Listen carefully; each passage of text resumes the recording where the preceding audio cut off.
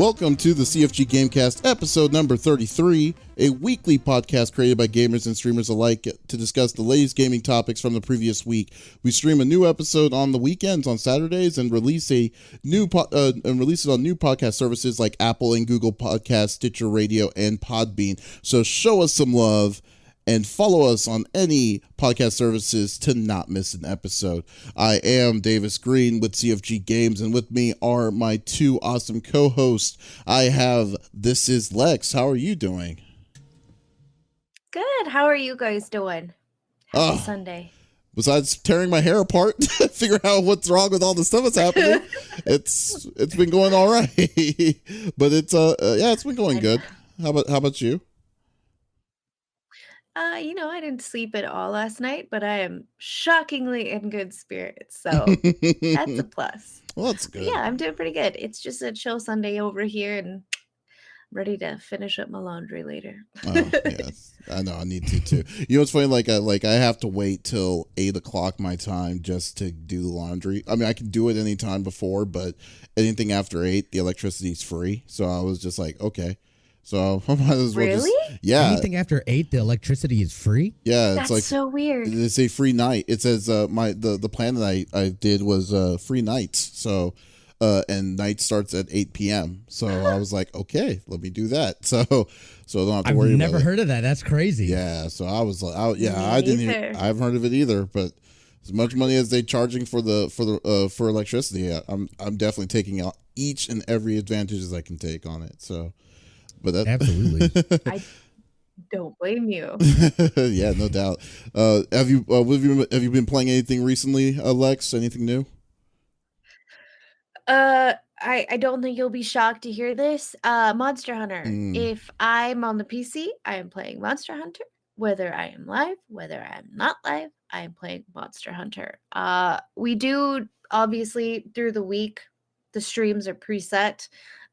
But if I'm just not feeling the game, I magically switch over to Monster Hunter because I can't stop. And I love Iceborne, even though it scares the daylights out of me. Those monsters are insane. Iceborne scares you? So scary. And have you seen their version of the Barith? Yeah. So the name is very similar, spelt Barioth, I believe. Mm-hmm.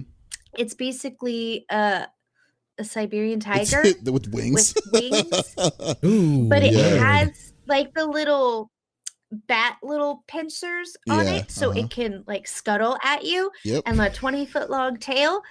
I saw that and just screamed, no, and took off running in the other direction.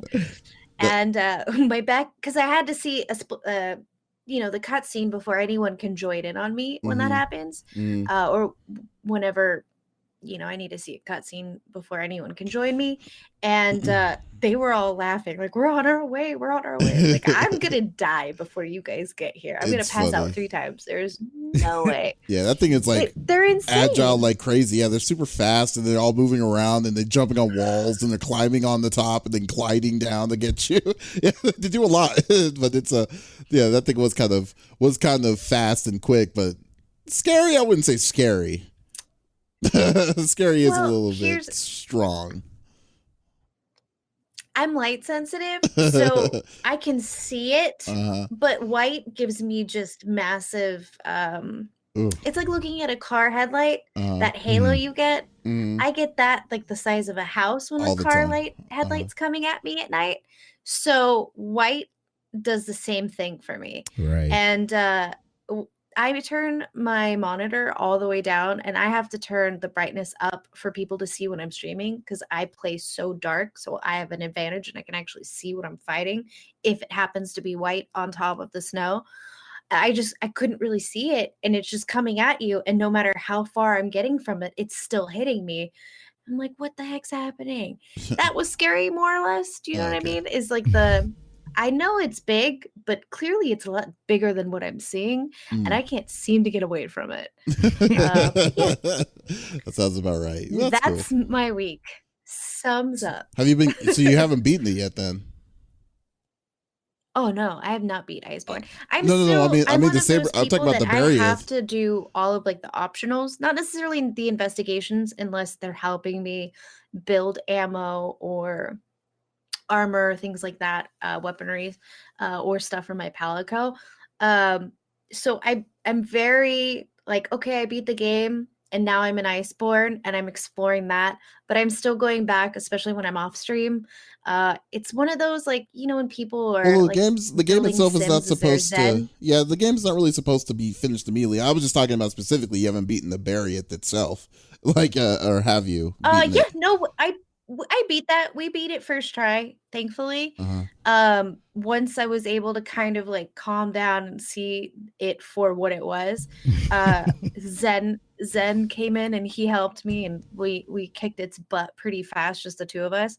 Uh, but yeah, it's just kind of like getting to know my landscape better and realizing what works for me. Because again, I'm really light sensitive, so the bright white background of the horror frost just in general is difficult for me to see. Oh, yeah. Well, that's And I fine. can't see my little bugs on the white as it is. Oh, So I'm just kind of moving around blindly, I guess. So that So must I'm be a just kind very of like interesting way of doing it. learning the landscape. That's cool. And Yeah, I play by ear a lot. nice. All right. And I got the 5-star general of the itty bitty Smitty committee on the third seat. I got Smitty.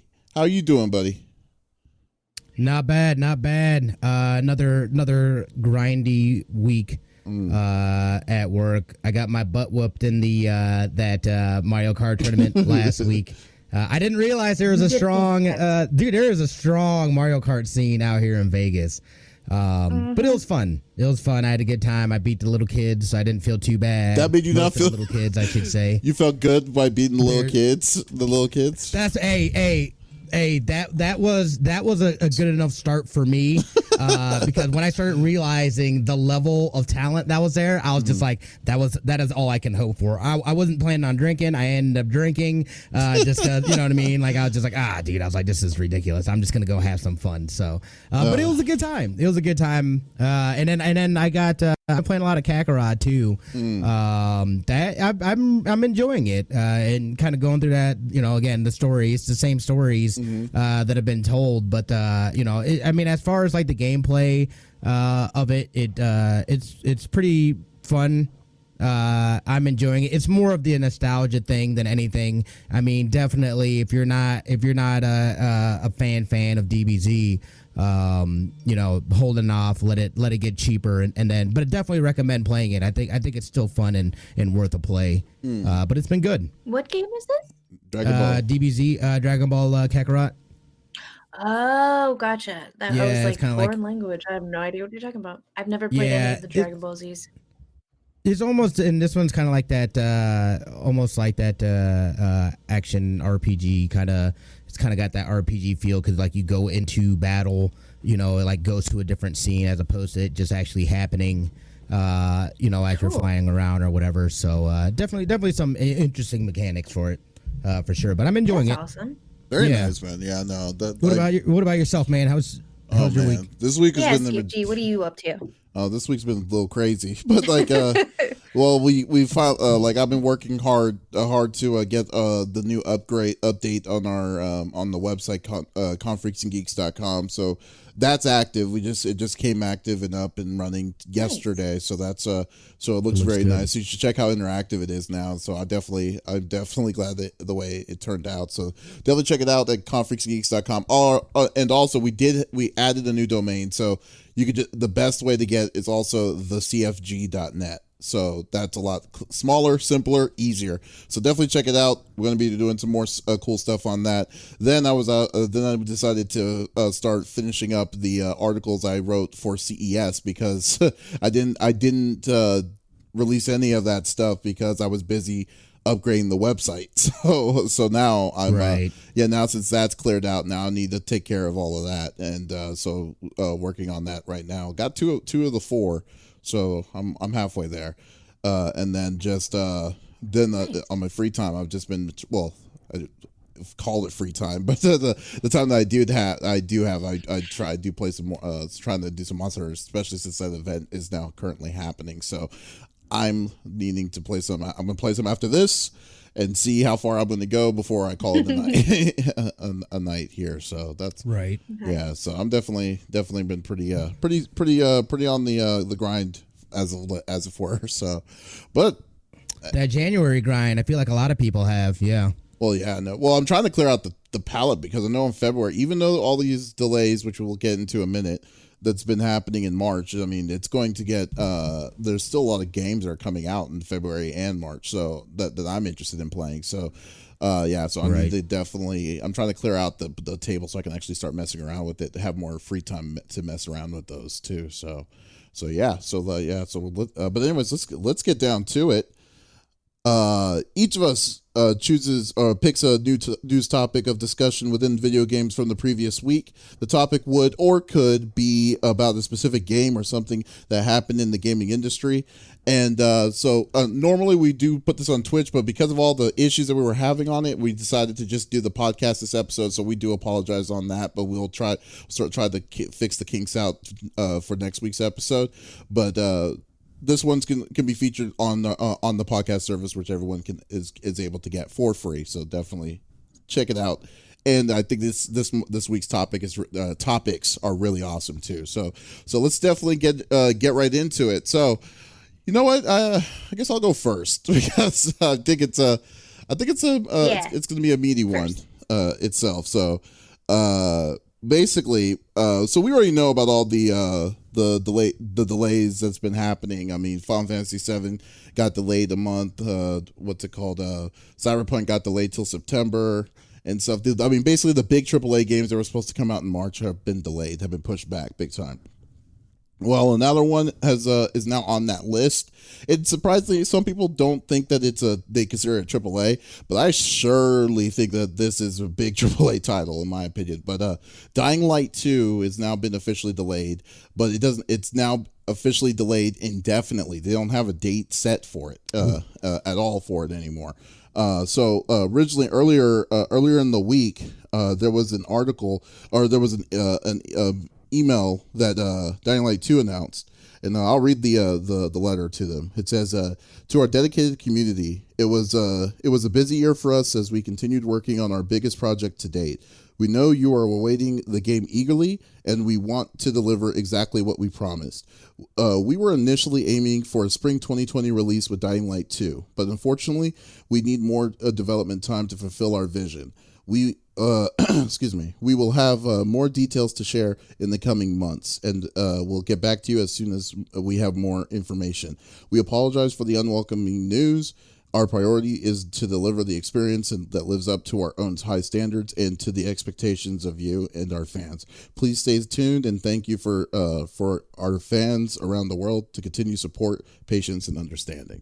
So, of course, so it's delayed, and it's delayed. You know what? Personally, where I stand with it, I'm fine with delays. The delays make sure they fix it to the biggest possible issue to make it to have the best release and the best chance for the game to get. But man, dude, like indefinitely. I mean, how bad? That's like crazy. Yeah, how bad was how far behind were they? I mean, Techland.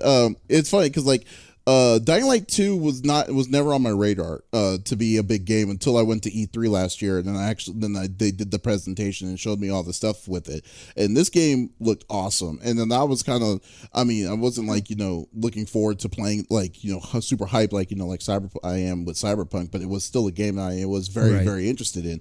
But for them to say indefinitely, I was just wondering, it's awesome that you find this out that you need to delay it, but how bad are you? How far behind are y'all? Because I was you're just now announcing this 2 months before your official announcement of it to come out. It's what? So I just wanted to get y'all's views of this. When you hear delays like this, and just in general, the delays that's been currently happening, what do y'all feel about how these delays are? Are you good with? Are you for it? Are you against it? What are y'all's thoughts? Smitty, I'll let you go for this one. Okay. So I'm a person that I can respect the delays, especially if I feel like it's justified. If they just don't feel that it's there, they don't want to put out a piece of crap product. Then yeah, I'm completely fine with the delays. But you're right, especially this year. Like we have had multiple now AAA games, and bigger games, smaller games, pushing back their launch, and it's kind of making me think like, what the hell is really going on here? Like, are you guys not planning things properly, or are there just little places that things are getting hung up on, and it's just taking a little longer? I would love to, when they're giving out and saying that there's these delays, if they would, kind of say, hey, we're having issue with X, Y, and Z. This is what's causing the delay. Just give us a little bit more, other than the fact that you're delaying. Again, I'm not saying that they have to, but it'd be nice so that we know, so us as the fans and people that are waiting for these games to come out, what the hell is going on and whatnot. Oh, I'm sorry. What were you saying? No, go ahead. I'm sorry. Oh, well, like I do see what you're saying, Smitty. It makes sense. I just feel that how the gaming industry is now, it's hard for them to be 100% transparent because of the community, though. Because like it's a weird gray line that they have to balance very delicately about things, because it's the level of that level of entitlement on top of the level of like expectations is so thin, it's ridiculous. And sometimes like in certain delays, like for instance Final Fantasy VII remake has only been delayed a month and stuff like that. And Cyberpunk 2077 is another what's it called 2077 is 6 or 7 months out. Not bad, but like yeah, but like and in fact I prefer that, because like it's not going to take like a week to beat 7, well, for me at least, and then it's going to give us time to kind of enjoy the game without feeling rushed, that kind of deal. So yeah, I guess I can see where the little bit of the frustration I have with it is like, wow, how can you have an indefinite this close to when y'all's release is going to be out, I'm sorry, what were we going to say, Lex? Oh yeah, no worries. Sorry, there's a delay on your screen, and so it's hard to tell when you're. I don't want to interrupt you. What I was gonna say, yeah, I agree with Smitty. It's kind of nice to know what exactly is going on. Especially if you're not going to give us like a date frame. This isn't a game that I had actually heard of. I've never seen gameplay of the first one.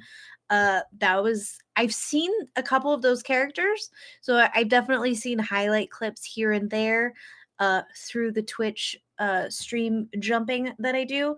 But yeah, I'm always curious, like, what happened? Did they have a big company layoff? Are like stock shares going down? And so because of that, they're having to cut hours, and that's why the game isn't coming out on time. I'm just always curious, like, the game has to be complete, right? If they're giving a date, they're just going through and doing tweaks. Like, that's what I assume in my mind, right? Because that's what they do for movies. The movie's complete. You're seeing trailers, and they're just going through and like redubbing audio or doing, tweaks on, computer generation and things like that. So when it comes to games, I guess maybe I don't know the world so well as far as when they're announcing these things. Are they not even close? So curious, especially this year. I've noticed there's so many games that are being delayed. Like, what the heck's going on? Well, I mean, like, do they not have the computer part? I don't understand. You know what? There's also another conspiracy theory about it too. Was that they were saying that another problem was not problem, but what people are thinking is that the possibility of the next gen console, since they're coming at the end of the year, that they're wanting to make it closer to these games, to be closer and show like they're going to be easily backwards compatible between 4 and 5 without releasing a specific version for the 5. So some people are saying that. I Yeah. mean, when something like an indefinite delay, like that was that actually crossed my mind too. Like, what if they are trying to release it for the next gen console as well as the previous gen, and then instead of just making its own completely different game with its own different kind of code, they could just easily just say, "Hey, here is Dying Light 2 for the PS5, PS4, PS3," without doing any kind of big changes, because I don't think that the next gen console is going to have a giant leap graphically comparatively to the four. It's just I think it's Yeah. just like optimization. I think it's going to be a lot better, but I think it's very possible that they're just wanting to just while they have the chance and opportunity, since the game's coming out on the last year, the overlapping year between the previous console and the new console, that they're wanting to have easy accessibility. But like I said, that's just all rumor. It's not guaranteed. It's not official. So. Yeah, but I think you make a good point there too, though. It's like, 'cause I thought about that as well. It's like with these new consoles coming out, like this is one of those weird years where it's like, do you continue coming out with something for that, or are you going to build something for that next gen? Again, I don't think there's any kind of super major things as far as like graphically, but like back end stuff and whatnot, I don't know what goes into that. So that could also be, and of course we're just speculating, but that's what I was thinking too. Is like maybe it has something to do with that and them just creating something that they'll be able to go and it'll be good for these next gens, but also it's playable on the current stuff right now as well. Yeah. So, I mean, Are they still? Maybe I'm stupid on this end too. I haven't owned a PS3 in years. Are they still putting out games for PS3? no, they stopped officially releasing games on PS3. I believe I want to say 3 or 4 years ago, if I remember correctly. Wow, Okay. why is my That's video what I delayed thought. so badly? I don't know. I don't know. That's what you're laughing at. That's We what were you're giggling laughing about at. it. I was like, wait, Yeah, why is he just staring at it? Yeah. I was like, what is going on? Hold on, let me refresh. Davies.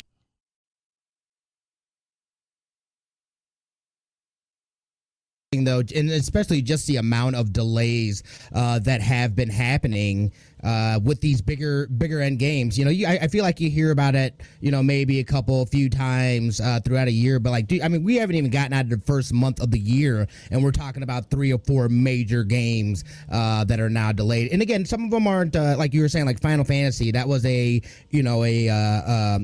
only delayed by a month. Which is nice, but like the Cyberpunk was, that was supposed to come out like in April or something like that, and it got delayed to September, I believe. Mm-hmm. Yeah. So it's like I didn't know that thrown all the way to September. Yeah, Jeez. and you got to think too, the new stuff, the new consoles, they'll be out. They'll come out in like October, I want to say, either October, November. either late September or. I'm assuming October, try to be November? ready for Black Friday. I think October, November. Yeah, well, they're definitely going to have to be there before Black Friday, because I mean it's Christmas sales. So right. Yeah, I think it's going to either be like late. It's going to be either mid to late October or early November is what I'm guessing. What I would guess. So yeah. Right. I'm just trying to think of when because I remember the PS4 dropped. I think I want to say that was in October. It was either, I want to say that was in October when that dropped. But like I had that day one. Like I was the one, the Amazon orders that came a day earlier, and it was amazing. Like I literally have a screenshot. Yeah, I was on Call of Duty, and I was one of 69 people in the world in the lobby. Oh, yeah. Or I was just like, I'm never gonna have another chance or opportunity. You know what I mean? Where like it's this day. I was like, yeah, exactly. You're in the top 100. I almost wonder, are some of these companies that are delaying the same, like working on multiple games, and it's one singular company? Do you know what I mean? With multiple branches working on, this AAA game and this AAA game, and they're both being delayed because they just don't have enough people to. I mean, that's just conspiracy theory in my head. I don't think that they would at that point. Techland is not small. Techland's a pretty big company, Right. so they should not like. I mean, when they say that they're going to be released, I mean, they're not gigantic, but they are big. But like when they said they have a projection of when they were going to release it, they have a pretty good guess on a pretty good understanding on when it's going to coming out. So I don't know. It's really hard specifically for Techland with that one. I mean, look at Cyberpunk 2077. Cyberpunk had to have like a fleet of people. I mean, that's the team that's doing Witcher 3 and stuff. And like, I mean, that like, Right. yeah, I can only imagine how many people are going to be on that. Like, I bet you it's like if you finish that game, it's going to be like ending credits for like 10 minutes or so. So like, with all the people that had their piece of the pie of that one. So, I mean, it's not like, but like I said, overall, I'm not disappointed in the fact that there are delays. I was just wondering, like, what they said. I guess the big thing was when I was wondering when they said delayed indefinitely, kind of got to me a little bit. I'm like, what is like how? So they don't even have a date on when they're going to be done with this game. So who knows? Right. All right. That is crazy. Yeah, they're just like, look, we're just it's gonna get done at some point in time. Yeah, it'll be done when we say it's done. Yeah, essentially. And again, in my head, these games are done when they release the coming out date, and like they've already had people that are fans play the game, go through the motions, say their reactions, you know what I mean, and give their feedback before this date is ever announced. I just am I silly on that? I just, in my head, that would be like the marketable thing to do, right? Because if the game's going to come out on that day, you say it's coming out on that day, it should be almost 100% done, if not already done. Yeah. You know? I mean, I don't get it. But there's always unforeseen circumstances. That's just like in almost everything. But I guess that's what it is. Like, since the gaming industry is not really forthcoming. Someone lost a thumb drive. Yeah, yeah, exactly. Since the gaming industry isn't truly forthcoming on this stuff, it's just like okay, so we'll see. We got to go by their word. But we'll cut this one short a little bit. So. Yeah. Well, it's not really short. It's been a little bit, but still. Okay. So, yes, Smitty, you're up next. What do you have to bring up to the table here? So I'm up next. I felt like it was I didn't get a lot of time this week to see. I don't know. I didn't really feel like, other than like the delays and stuff like that, it didn't really feel like there was too terribly much going on. But I found a pretty cool story that I just wanted to talk about. Was that over in whatchamacallit, Legion, what the hell's the name of the game? Gosh dang it. Watch Dogs? Something Legion. Watch Dogs. So what they did was they did a virtual interview with the creator of Watch Dogs in game. I think it's the first time that this has happened. So to me, there's some sort of historical significance being able to have this interactivity, doing an interview within the game. And I assume that either somebody recorded it or maybe you'd have the opportunity to live stream that out to people. I think that could that not only just for like journalism and things like that, but being able to have that and this isn't anything new, you know what I mean? We obviously have played multiplayer games and stuff like that where we have the ability to do this stuff. I just thought that was kind of cool, having and taking an interview and doing it, within the game, to talk about this game and whatnot. I thought was a pretty neat idea that they did. They did it with it was the BBC. That did this. So it was this reporter, and they basically built out. They put them into the game, as you can see here in the video and whatnot. So yeah, I thought it was just something that was cool and kind of notable as well.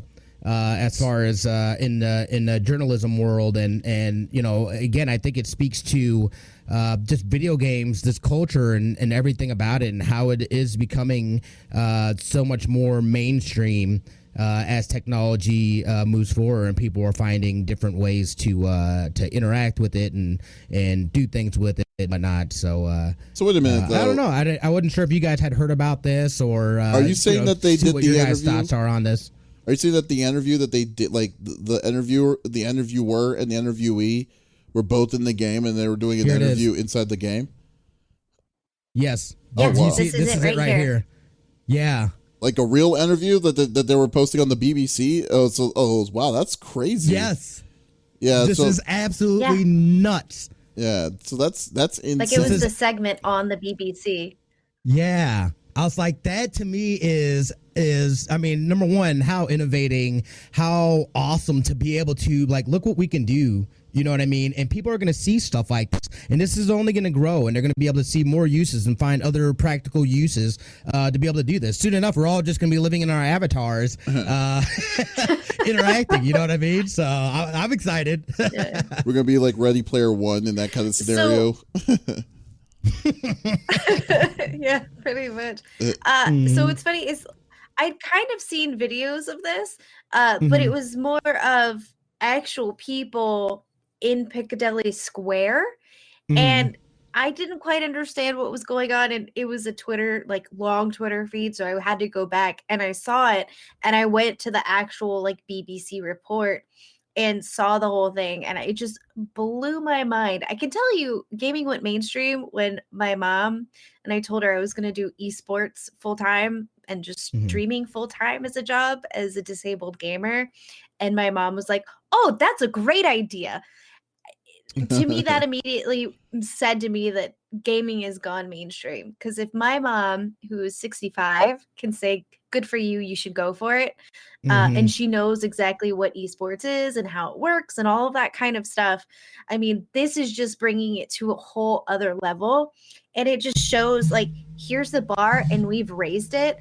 Everyone else needs to catch up with us now. You know what I mean? Absolutely. And so I think that kind of lights a fire under all of the other companies to get to that level if they're not already there, and to, you know, find something, because now everyone's going to want to do something bigger and better. And so for the consumer, I think that just, as a marketing standpoint, I mean, holy moly, that just sets a whole new precedent, and that's just, it's all beneficial for the consumer from here on out, you know? Right. I mean, it's just like to say that, like, now that they are able to bring like a news reporter from the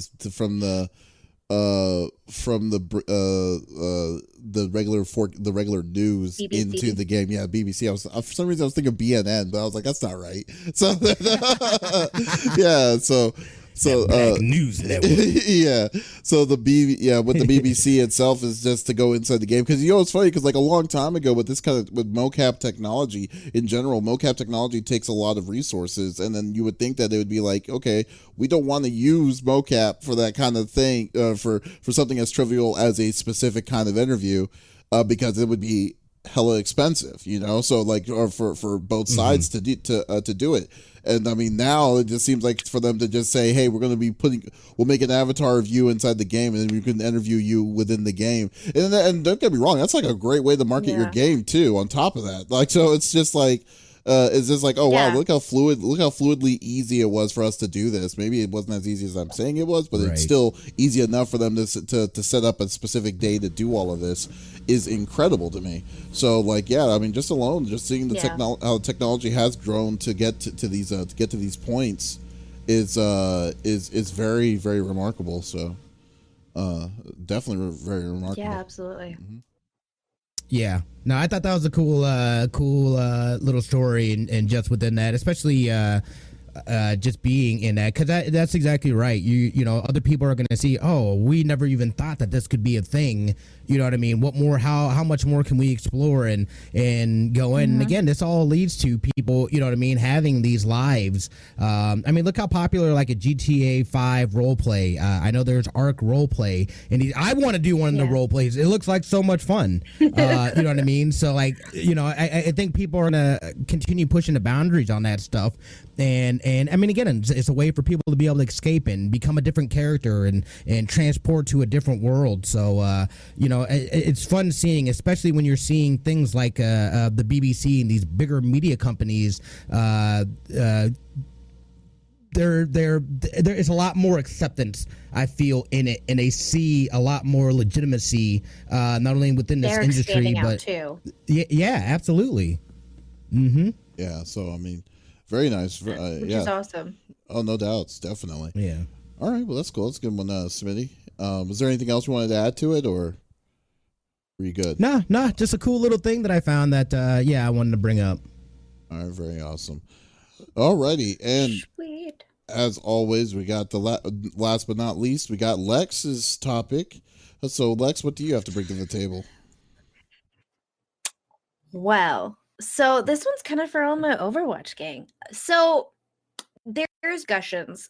You either love the 2-2-2 format that is now there, or you absolutely hate it. In full retrospect, though, I mean, let's be honest, this is the most well balanced it has been as far as overall. Obviously, there are tweaks that they're going to make to characters. Like Reaper in the lower levels right now is he kind of dominates, but in the higher levels and the higher rankings, he's really not a character that you see picked often, just because he doesn't output as much damage in the higher ranks as he does in the lower ranks. But that's also, there's a huge difference in player mentality in bronze than there is in diamond and master, etc.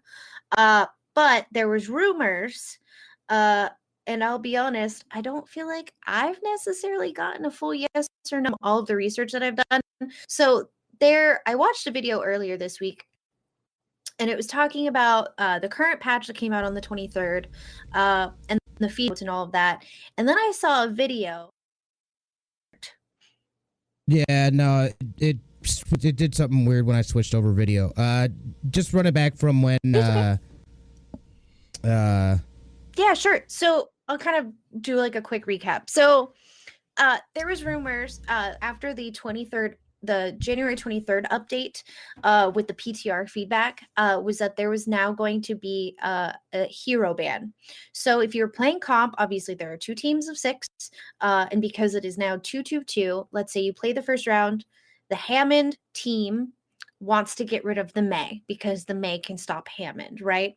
As a tank, that's the DPS that they want voted out. So that would then make the Mei have to pick another DPS in that lineup.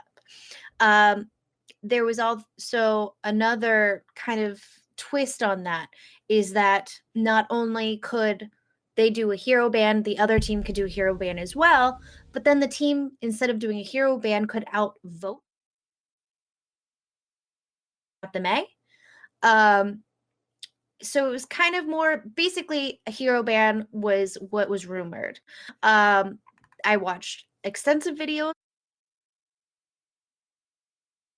working since the game overall is really balanced right now, and I'm really enjoying the 2-2-2. I know some people absolutely despise it.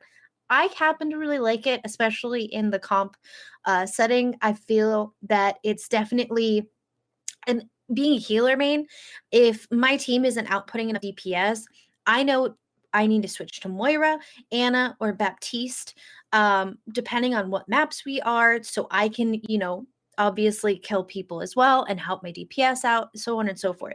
So that's the hero ban could work, but it could also really unbalance the game itself. So I was really curious what Jeff Kaplan was going to say after all of the rumors and people speculating and all of the YouTube videos that I was watching and so on and so forth. But Jeff finally came out, and I'll read his excerpt real quick. It's pretty short. Basically, he was saying, I've seen a lot of discussion about the hero bans the past few days, and I just wanted to offer some perspective on the topic. As always, Overwatch has a wide variety of opinions about the concept. Interestingly, we don't have many people on the team vehemently arguing for this feature. More of us, including myself, are reluctant to add hero bans to Overwatch. As I've said before, we're not the mindset of that we're opposed to the idea entirely, and we'll never add them. But overall, there are a number of issues that make us want to proceed with this carefully. So to me, right off the bat, that means they don't necessarily want to do it, but they think that this actually might work well. Coming at this from a game design perspective, the number one thing we ask is, what is the problem that we're trying to solve? We're not fans of just adding ideas in just because another game is doing it. We call this the bottom-up design. And then he kind of goes into it a little bit more. And then as it goes down, when I hear people want hero bans, the conversation usually revolves around a few reasons. People don't like the meta that's stagnant. They believe with hero bans, they will be able to ban out the meta heroes, thus moving the meta. In general, the meta is not moving. Not moving is perceived by the player base as bad. People are frustrated with the balance of certain heroes, which that's constantly changing anyways. With hero bans, they feel like they can ban out the heroes they are frustrated with. And people do not like playing against certain heroes. With the hero bans, they feel like they can ban out, obviously, those heroes that they don't want to play against, thus helping them perform better. As a team, we agree that we understand that players want a meta to be more fluid and move more frequently, even though the vast majority of players only experience the meta through OWL. Feedback from GMs, streamers, and YouTubers, we get the perception of the stale meta is not good for the game. They have plans to move the meta, and they'll be talking about these in upcoming developer updates. We get it. We agree. Make the meta move faster. Okay. But implementing that doesn't mean that the meta will move. So he kind of really hasn't given us a... Sorry about that. I don't know how to make that stop. They're not really giving us an answer. It's not saying yes or no. They're looking forward to sharing next week's development, and they'll clarify more things. But in the meantime, I wanted to tell you where we're at with the hero ban specifically, since so much misinformation is being spread. So it seems like a lot of like big gaming news outlets are reporting that this was going to happen. And so because of that, Jesus Christ. Sorry. Because of that, I mean, I have to ban that person. Because of that, he wanted to come out and say, like, here's what's going on. But in Jeff Kaplan's world, he didn't say if it was going to happen or if it wasn't. And so I'm kind of intrigued what's going to happen next week, because he said it's going to happen before the end of the month. So that's in a few days. So are we saying that this is going to be specifically, you know what I mean? Is this specifically saying that, like, will there or won't there be ban hammers, essentially? Is this what this is? No, not like that. It's with... So like, I think League of Legends does it, right? Okay. I think so. Okay, so you're talking about, like, so when you could choose a particular character. Okay. Oh, I'm sorry. When you could choose a character, Yeah, you choose so the characters to ban for the match. Yeah, exactly. Correct. Yeah. Okay, so And I think it's...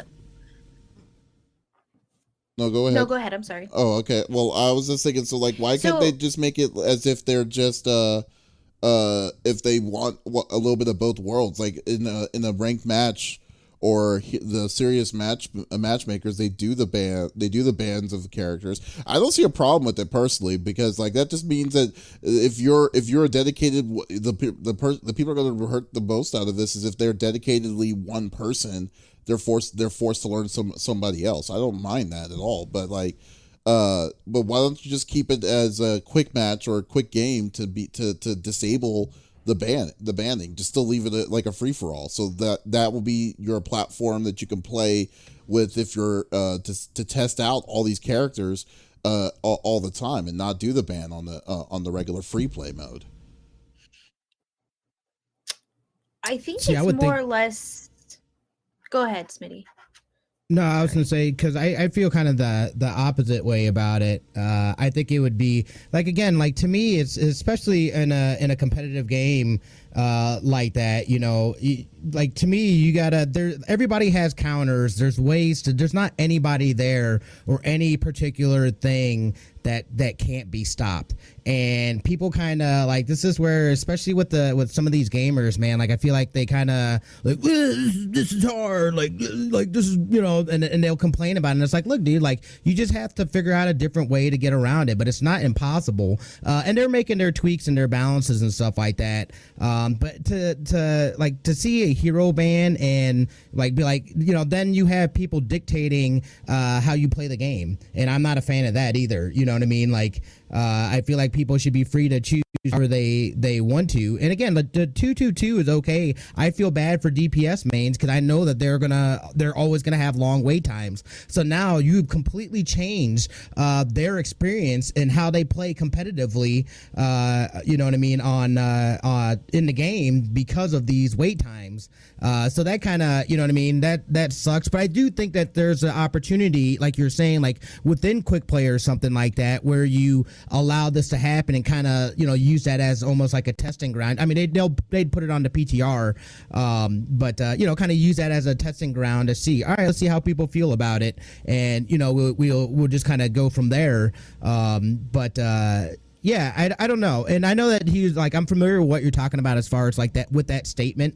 I read the doodad, but it sounds like there's a lot of changes that are coming. And I know that there's nerfs coming to like Sigma and Orisa.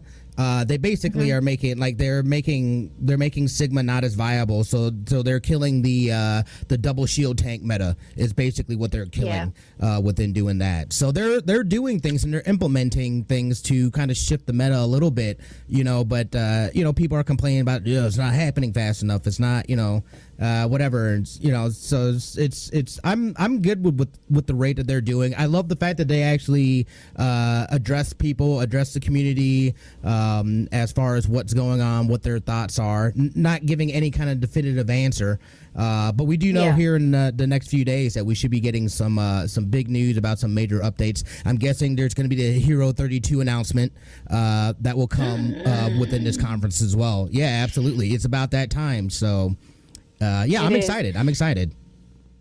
So, and I agree with Smitty, because Smitty and I played together with Overwatch for years. And I learned healer main because I wanted to be on his little 6-man crew, and that's the position that they were missing at the time.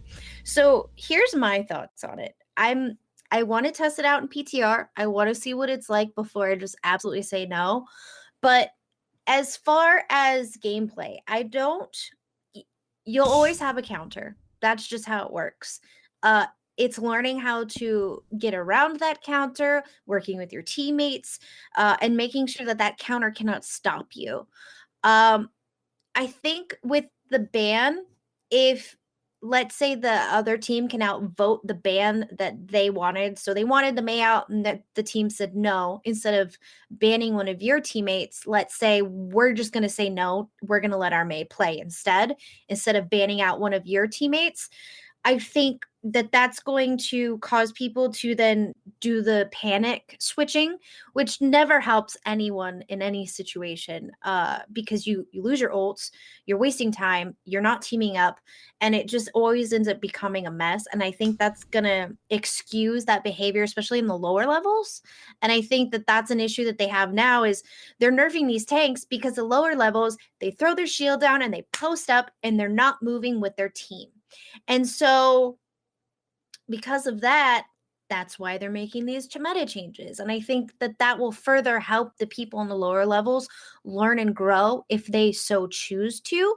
A lot of people are stubborn in their ways and they wonder why they're stuck in that level. And it's because you want to make changes and learn and better yourself. You feel like you're the one not making mistakes in your match, when in reality, everyone can always learn.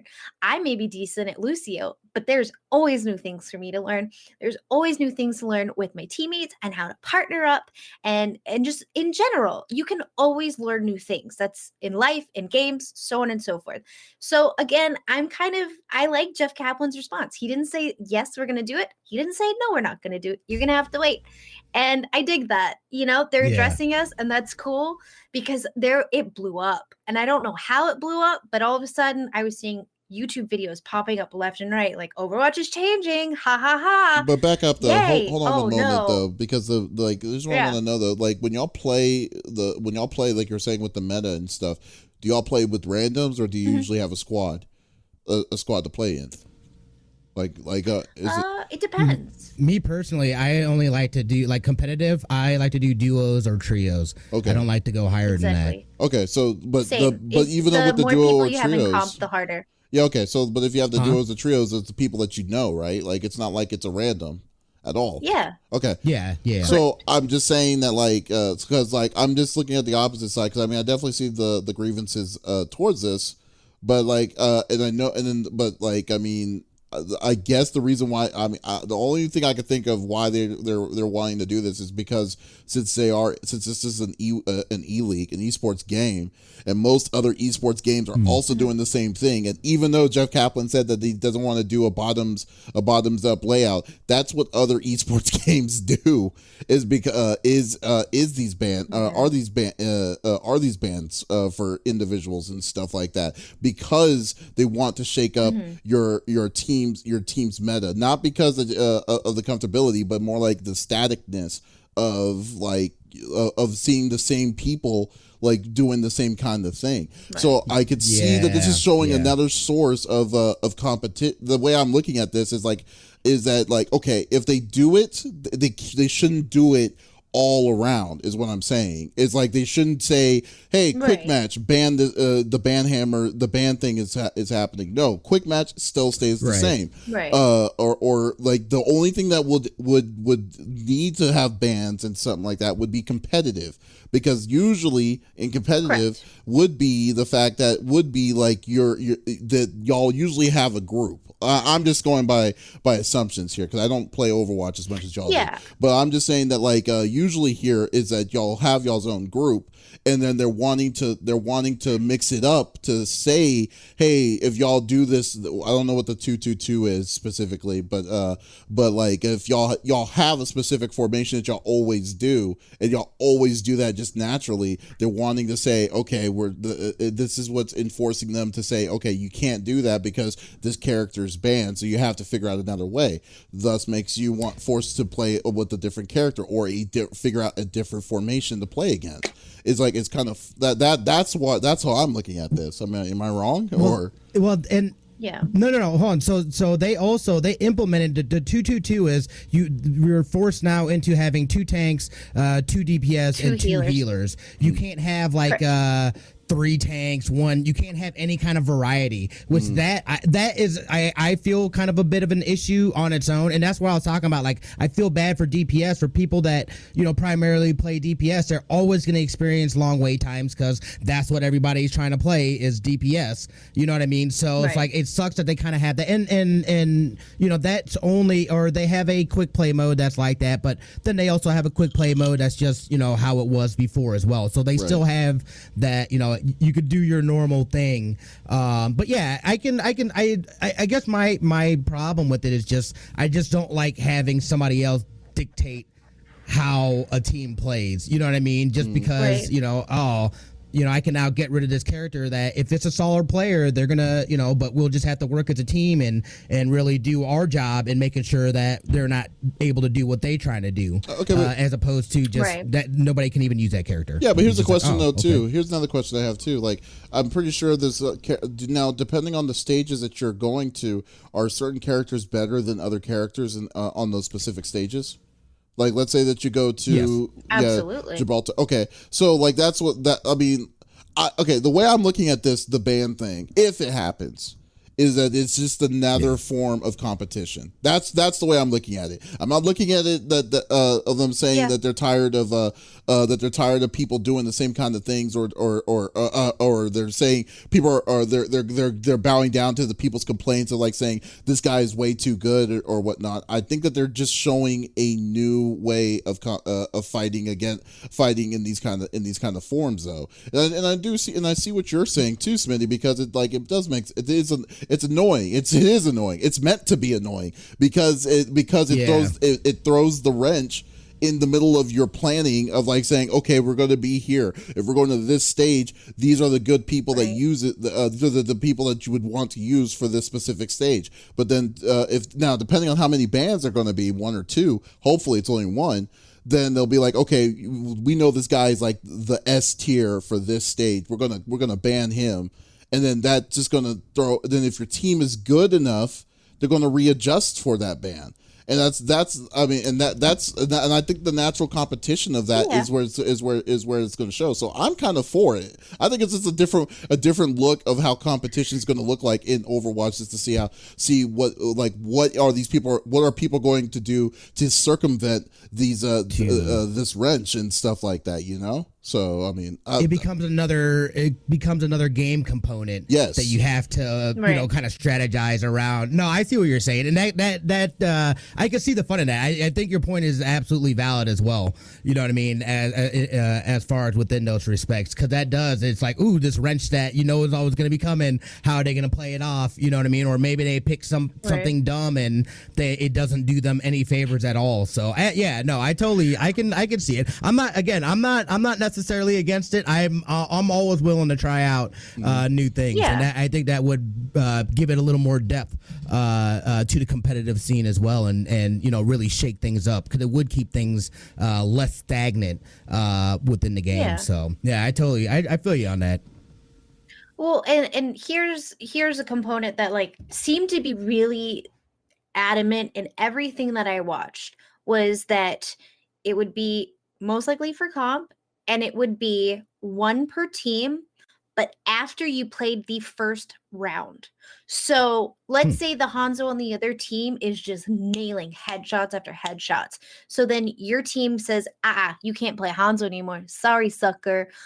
And so then their Hanzo for long range is fantastic, right? So now their team has to either play a Widow or an Ashe, most likely, you know what I mean, to kind of balance back out the team, or completely just go out of left field and pick something else. And so that's where it was more or less like, no, you're going to play the first round and then you can say no more of that guy. So I guess we'll see in a few days. But again, like, I'm with Smitty.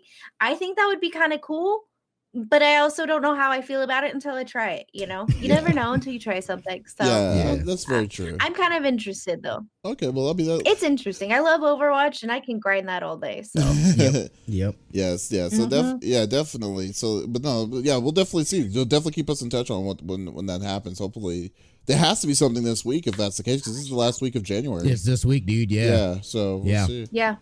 All right. Well. I imagine they'll be announcing the I'm excited. It's got to be a new character will be a part of the announcement, which I'm pretty sure is going to be Echo. I hope so. I don't know who Echo is, but I'll go with that. Yeah. All right, folks. This is episode number 33 of the CFG Gamecast. We do once again apologize for not doing the stream, the live stream today, but we will be back again next weekend for some more of podcast goodness. So definitely stay tuned. Go on our Twitch, CFG Gamecast, and we will definitely do some more stuff there. Lex, is there anything you'd like to promote for the week?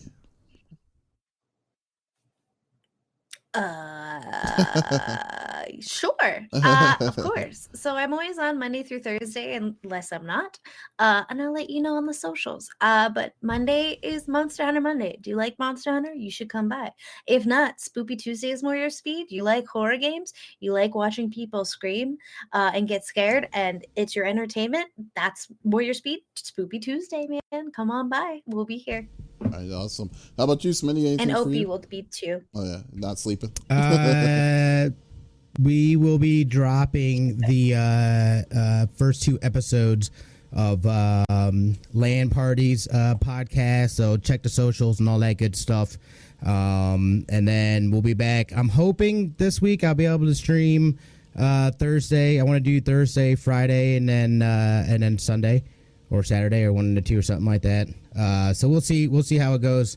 And I hope everybody has a good week. Let's get it going. Let's do it. All right. Okay. Awesome. And always, you can check us out, Davis over at CFG Games. Was planning on doing a Monster Hunter, but I might not be able to do it tonight. But was going to go do maybe finish up the Indivisible stream, hopefully this week, and we'll figure out what I'm going to do next after that. But we usually do Monster Hunters on Sundays, and we'll definitely stay tuned on CFG Games. Alrighty. Then you can definitely check us out anytime. But this is Davis, Lex, and Smitty signing off. Y'all, take it easy.